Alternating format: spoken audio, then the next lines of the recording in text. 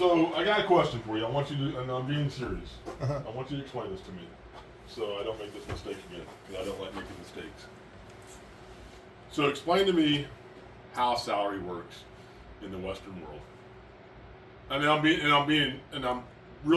honest. I'm trying to understand this because if I hire someone to come back and replace you, and I put them on salary, I need to know what dialogue to have with that individual to make sure if they're up here and I'm down here that somehow we come to this, okay? Or if I'm up here and they're down here that somehow we balance the scales. So I'm being sincere when I ask you. Explain to me how salary works in the Western world. The way salary was always explained to me was that, like, if you say you're building a house and you hire a plumber to come in and do the job for you, right? And he says it costs you X amount, right? So you're paying him a salary, and he's gonna get done. This is the job. This is how much it's gonna cost. It's gonna be done this time. Whether he works on it 2 hours a day or 18 hours a day, costs you the same job as getting done. Okay, so that who explained that to you? Who gave you that information? I don't know. Just how it was explained to me. I don't remember who told me. So okay, so what that is, all right. So I'm a general contractor, all right. I built this barn. I subbed out the electrical, the AC, the plumbing, the painting, the concrete, and all that. And I built the structure, okay? I physically built the structure. Vincent Electric, who's local, he's our electrician. He does not bid jobs as a whole. He just comes in and says, this is what my hourly rate is. I don't know how long it's going to take me. Done. You buy materials, I don't charge 20%. I buy materials, I charge everything 20%. Fair. The plumber came in and looked at everything and sent a quote back that said it's going to cost $40,000. We got to $40,000 and the work still wasn't done. And he went back and said, okay, you've added this, you added that, you added that. It's going to cost an additional $22,000. Now we're at $62,000. But it took them a lot longer than what they wanted it to. But it never, when we got to that $62,000, that was it. We were done. They had completed the work. So a salary is, I've never been a salary person. I've never been put on a salary. I've always been an hourly guy, okay, my entire life. Except for when I was a contract pilot, I got paid by the day. And that rate varied depending on the airplane I was flying and depending on which seat I was flying. To include all meals, hotels, and rental cars, if it required that. And that day would be $500. And that day, I might fly 1 hour that day and just one leg and go straight to the hotel and be done. Or I might do 7 legs that day for that same $500 and start at 6 o'clock in the morning and not be done until 8, 9, 10, 11 o'clock that night. Okay? And I don't get any more money. That was $500, all right? That was a contract day rate. Hourly, you punch a clock, you punch in, punch out, you work 6 hours, you get paid for 6 hours. Okay. Karen was salary with JCPenney. She was a senior director with JCPenney for many, many years. She was salary. She was 90% of the time in the office before anyone else showed up in the office to look at what happened the night before and to figure out, okay, these are priorities. So when the team came in, she would disseminate, hey, these are priorities. This is what has to happen first. Whatever you were working on yesterday, stop. This has to happen. It shouldn't take long. And then we'll reconvene in a couple hours and go on. And then she'd be the last one out of the office to make sure, because when you're salary, you set the tempo. All right. So what was explained to you doesn't transfer or translate to the kind of work you do, just so you know, right? Now, you could go to somebody, you could go to a ranch, and they could have 6 2-year-olds that they want you to break. And you can go out there and look at those 6 2-year-olds in the pasture and say, it's going to take me 6 months to break those 6 2-year-olds. And it's going to be 6 2-year-olds, stall, feed, and grooming, maintaining the stalls. You're going to be $1,200 a 2-year-old. So you're going to be at $7,800 just for that. And then for me breaking the horse, I'm going to $10,000. I'll get all 6 horses broke. Now 6 months comes around and they come back and say, okay, Wesley, you got the horses ready?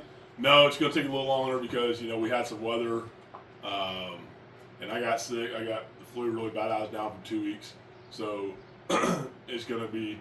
But we're still good for the 10K because all those events that happened that prevented you from meeting your 6-month goal wasn't on me. I didn't tell you to get the flu. I didn't ask God to make it rain. It wasn't on me. So that's on you. Mm-hmm. As a business person, you eat that. If you say, I'm going to eat it another month, well, that next month is on you. Now, one thing that would not be on you would be consumables. Hay, alfalfa, grain, things like that. That's going to be on the owner because they still, whether their horses were here or with them, they still have to feed those horses. It doesn't matter about that. Yeah. Okay. But the additional cost, your time for that next month, you already got paid. Mm-hmm. They paid you, and you still got paid while you were sick for 2 weeks. And you still got paid for all those rainy days and those days you just couldn't do anything. You still got paid. So that 7th month, that's on you. Yeah. Essentially you got paid for it. You just got it paid on the back end. You're not going to get paid again. Yeah. And you have other clients coming in, but you still got you got a commitment over here. That's how salary works in your world, or that would be a contract. If you want to go to a contract, salary in general in the world today, it's a minimum of 40 hours. Period. Minimum 40 hours. Typically, someone's working salary. You're typically working about 60 hours a week. You're doing anywhere from 10 to 12-hour days. Rarely ever do you have a 4 or 5 hour day. Those days are really, really rare. Okay. Tracy is on salary out in Reno. Okay. And she's provided living quarters and all that. And she gets vacation because she's been there so long, and she gets paid vacations and stuff, things of that nature, and sick days, things of that nature. But she is still required 7 days a week to make sure all those horses are cared for. Okay. Now she can go and say, Wayne, I need you to hire 2 guys, and she's got to justify it, and then Wayne's going to be like, well, why am I paying you so much? Well, Wayne, I'm getting burned out. Okay, well, I'll give you 1, and I'll give you this, and you need to figure out where you want that to happen so you can get 1 or 2 days off.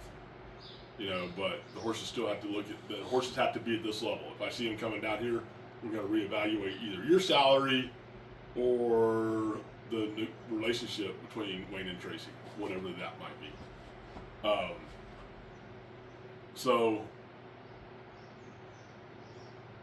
I'm sorry somebody gave you bad information or didn't explain it the correct way. Because what you explained to me, that's how it works as a plumber or as an electrician or as an air conditioning person or as a painter or as a framer. That's how it works. They come in and say, yeah, it's going to take me and 5 Jose's. We'll have it framed up in 5 days, and it's going to cost this. Okay. And I'll start on the 1st, and I'll be done on the 6th, because I'm going to give you a day, because there's probably going to be weather in that 5 days. But yeah, I'll have it framed up, and I'll be done on the 6th. And then the 4th and all that, the 4th through the 6th, pours down rain, they still on the hook for me. They got to push all their other jobs back, and now they start losing jobs. Mm-hmm. So, you know, they might have worked 8-hour days. Now they're working Saturday and Sunday. They're doing 12, 14-hour days because we're in the summer months. They had that daylight to do it. They're sacrificing those days, okay? No one in the history of success has ever just done the bare minimum to be successful, okay? Mm-hmm. To be highly successful, you're going to sacrifice a ton as an individual, as a person. And me personally, it's cost me relationships with my brothers because I chose flying over family. Because I chased that dream so long, so hard, so fast that when I finally had it in my hand, I was scared to let it go because I was scared if I let it go, it would just go away and I'd never catch it again. So I sacrificed mom and dad's birthdays, brothers' birthdays, Christmas, Thanksgiving, summer vacations, getting together, some family gatherings. I sacrificed a lot. I sacrificed a lot when it came to my grandparents, and I loved my grandparents. I mean, they were my heroes. When I got to the flying, I'd still go see them, but not as much. Before I was a pilot, I was going to see my grandparents all the time. I'd go spend 2 weeks with them in the summer as an adult. Just, you know, go spend 2 weeks with them as an adult. You know, and I'll never get that time back because they're gone.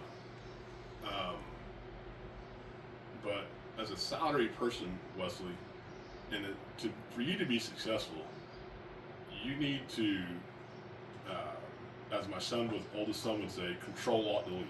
Go to the keyboard, Control Alt Delete, and reboot the entire computer. Just wipe everything that computer knows out and put new stuff in there and start from scratch. That's what you need to do in your head and in your heart. You need to Control Alt Delete and say, okay, I want to be successful. I'm 35. By the time you need to set goals. You need to say, by the time I'm 40, I want to have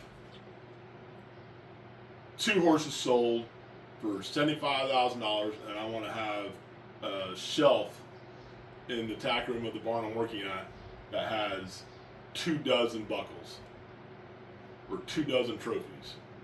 So when clients come out and say, well, Wesley, what can you do? And you walk them in the door, and just through that door right there on the other side of the wall, as you're walking, they look, and they're like, holy cow, that's what he can do. Yeah. Oh, I see what you can do, Wesley. Yeah. Wow. You know, you were there? I was there too. No way. Yeah. No, I didn't make that one. Wow. You got, no, seriously? You need to set goals. So 35, you need to have a goal for 40. You need to have a goal for 45. You need to have a goal for 50. You need to have a goal for 50. You need to have a goal that says, when I'm 65, I just want to wake up, be the first one down to the barn with my pup, if you still have a dog at that time, because I know you said after Dixie goes, you're probably not going to get another dog, or your cat. Walk down to the barn, look at all your horses, and when the cowboys and cowgirls start walking in, say, hey, good morning. How's it going? What's the plan today? All right. Well, hey, somebody saddle up my horse because I want to go for a ride today. I'll be back and go out and check a couple fields, and I'll come back and, hey, Jack, why don't you saddle up too, because you're going to get a ride with me. But you need to set goals and put them down. Get a book, get a ledger or a diary, put them down. So when you turn 40, you can look back and say, I made it. Well, no, I missed it by a year. That's okay. But you didn't give up on that goal. And now you missed it by a year, you have a goal at 50, you're looking at your goal at 50, you're like, holy cow. I missed it by a year, I only got 4 years now to make it by 50. Or I'm sorry, 45. What am I going to, I got to put in at least 3 more hours a day. Do I have it in me to do that? Yes, I have it in me to do it. I'm only 41 years old. It's easy. It's a walk in the park. Or no, I got bucked off a lot. I can't do 3. I might be able to do 6 days a week, and I can get those hours in. But that's how it works in a salary world. If you truly want to be successful, those days are going to be 12, 16, sometimes 18-hour days. They're never going to be 8-hour days starting off. Because they're 8-hour days, then you're never going to make any money. You're just going to get that salary, and that salary is never going to change. You might get a cost of living adjustment. They might, some family might say, Wesley, you've been at $3,000 for the past 4 years. We're going to bump your salary up to $3,500. Well, that doesn't cover the cost of inflation. But in your head or in my head, like, oh, I got $500, I got a $6,000 raise. Okay, fantastic. If you just do 8 hours. But if you do 10, 12 hours and, things are being produced, quality is being produced, and the phone is just blowing up, you just you wake up at 5 o'clock in the morning now because when you're going to bed, your phone's just, and you're like, shit, here, go to bed. You wake up in the morning and, you pick it up, it's a hot pancake because you got that many text messages and emails, and you're sitting there at the table and you're just like, okay, I got coffee, yeah, ready. And now you just start replying to text messages and emails. 5 o'clock in the morning, sun's not even up yet. And then you got to go out and do your day. And you thought I was going to start at 7, but no, I got 500 emails and text messages to reply to. You start at 5 o'clock. Sometimes you'll start at 4 because you got that many you got to reply to. Because at 7 o'clock, the barn comes to life. It wakes up. The barn wakes up. Cowboys and cowgirls are here. Horses are nickering, ready for their breakfast, ready to go to work.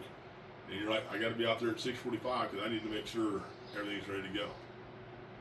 Because if we fail today, it's not because the cowboys and cowgirls didn't show up. It's because I didn't make sure they had all the tools they needed to be successful for the day. I didn't set them up to be rock stars. And because they weren't rock stars today, I'm not a superstar. Okay? That's going to happen. If you want to be successful, you need to plan on that being your life. Okay? Now, there's nothing wrong. I believe it was Martin Luther King. There's nothing wrong with being a street sweeper. There's nothing wrong with pushing a broom. If you're happy pushing a broom. But if you're going to push that broom and be happy, be the best broom pusher you possibly can. This country survives on 2 kinds of people. There's leaders and there's followers. Not everybody can be a follower and not everybody can be a leader. A leader can't be a good leader unless he knows or she knows how to follow. All right? And a follower can't follow unless they have a good leader to lead them so they can follow. But to be a good leader, you got to be a good follower. And you got to know whether you're 35 years old, you're 30 years old, or you did it for 10 years or 12 years or 15 years.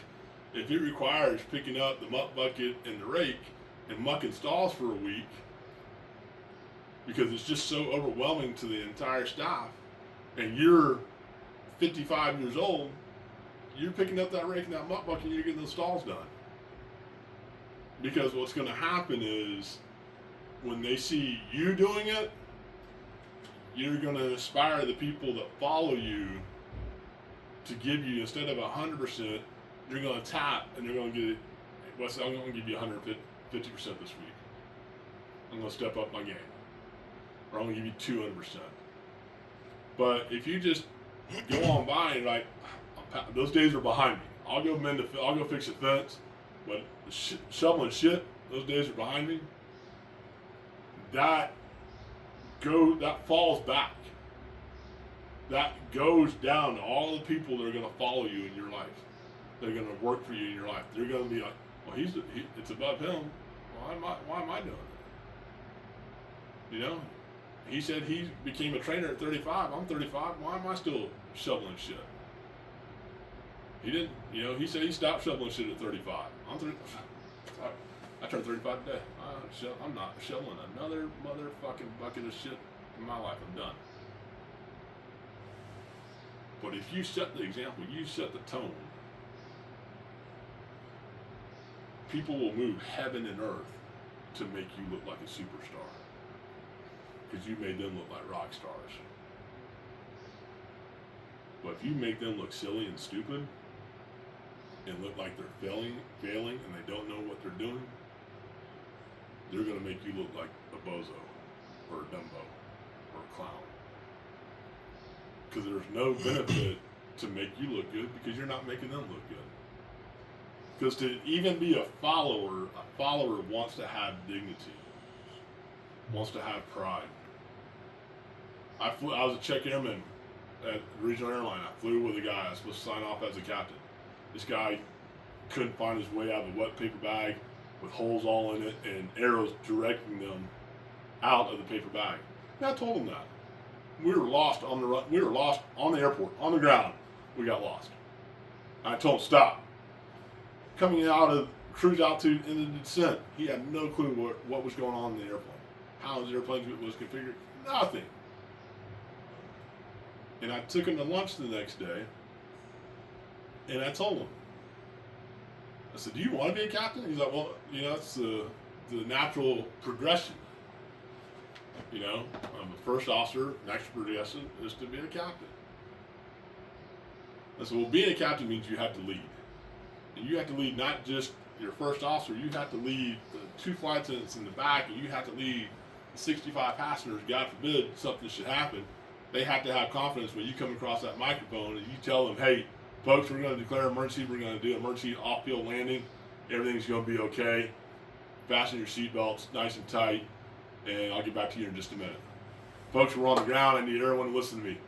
Leave everything behind, undo your seatbelts, and exit. Find the nearest exit and exit the airplane. Do not grab your bags. They need to hear that confidence in that voice. And I told them that. And he went back to the schoolhouse and and asked for more training. I said, not everybody can lead, but everybody can follow. But everybody needs a leader. Sheep are followers. That's why there's a sheepdog. The dog leads the sheep.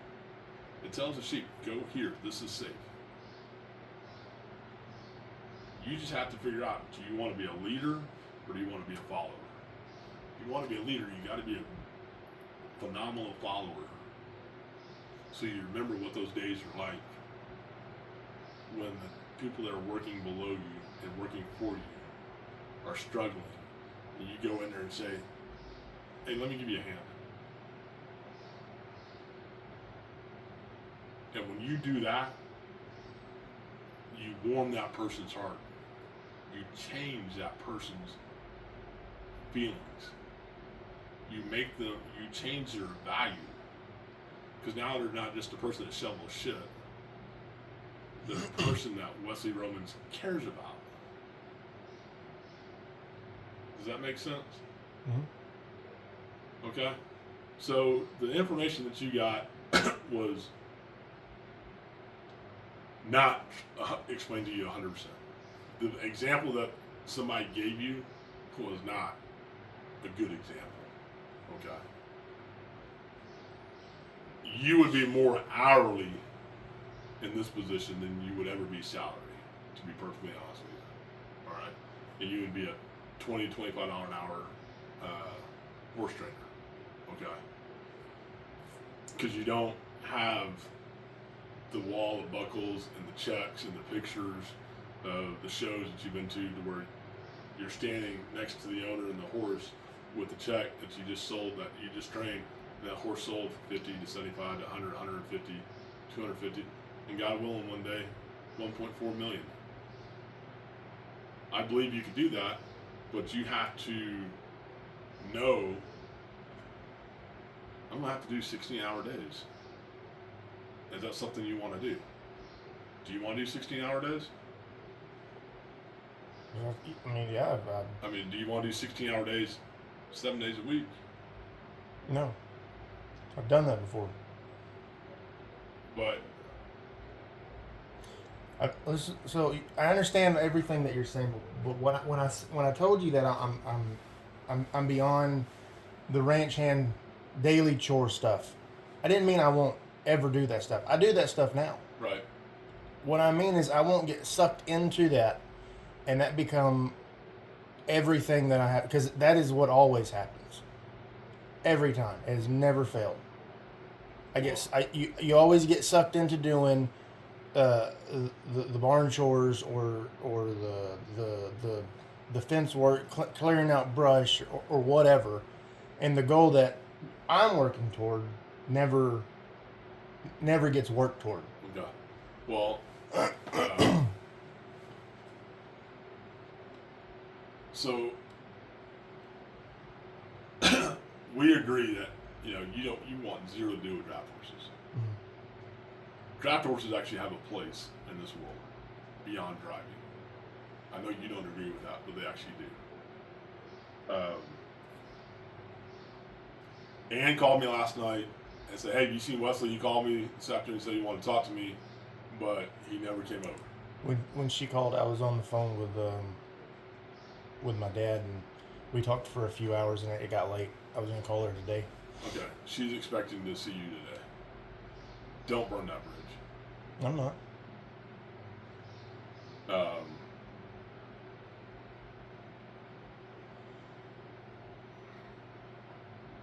I would take all the guidance you get from Ann, and hopefully you'll take it, hopefully it'll be better received from Ann than it's received from myself and Karen. Because Ann's a cowgirl. Ann's got the buckles and the trophies and the checks. She's got the pedigrees. So hopefully when Ann talks to you and gives you guidance, my hopes are and my prayers are that it's better received. Because it's easy to look at Karen and Chris and say, they just have money. They just went and bought horses. They went and bought, $25,000 cutting horse, and they don't even cut with it. They just have money because she's a good-looking horse. Everybody's asked. Everybody that knows in the cutting world knows where that horse is at, and they asked Ann, they asked Brett, like, why do they even have that horse? And Brett tells them, because they like the horse. She's a good horse, and she's a good horse for family to ride.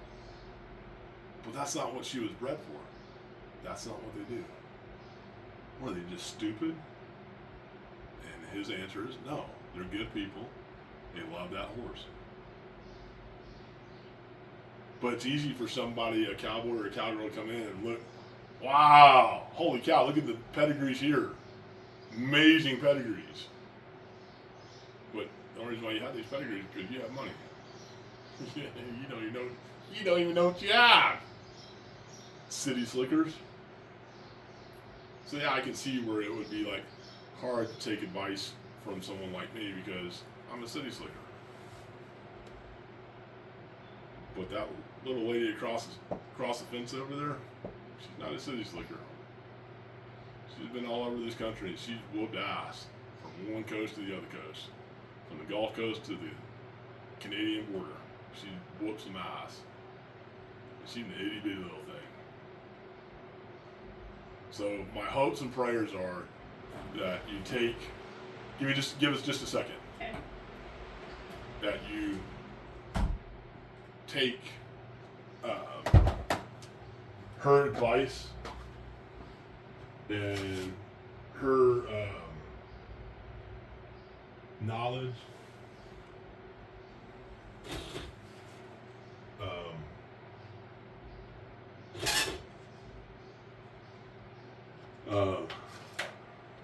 to heart, and hang on every word that she says, because she might actually save your life. If she walks out there and sees you about to mount a 2-year-old and she sees that 2-year-old, that back left muscle, hip muscle just twitch. And she says, "Oh, I've seen that before." And then it come out good for the cowboy. And she says, "What? Don't do it, Wesley. Let's try again tomorrow." You might listen. She might save your life. She might save you the hospital bill. Because she's got the bones to prove it. She's got the metal in her body to say, "Hey, Wesley, you don't want this. This sucks." All right, have a good day. I clocked you in already. I clocked you in. Oh, okay. Perfect. Walk with me.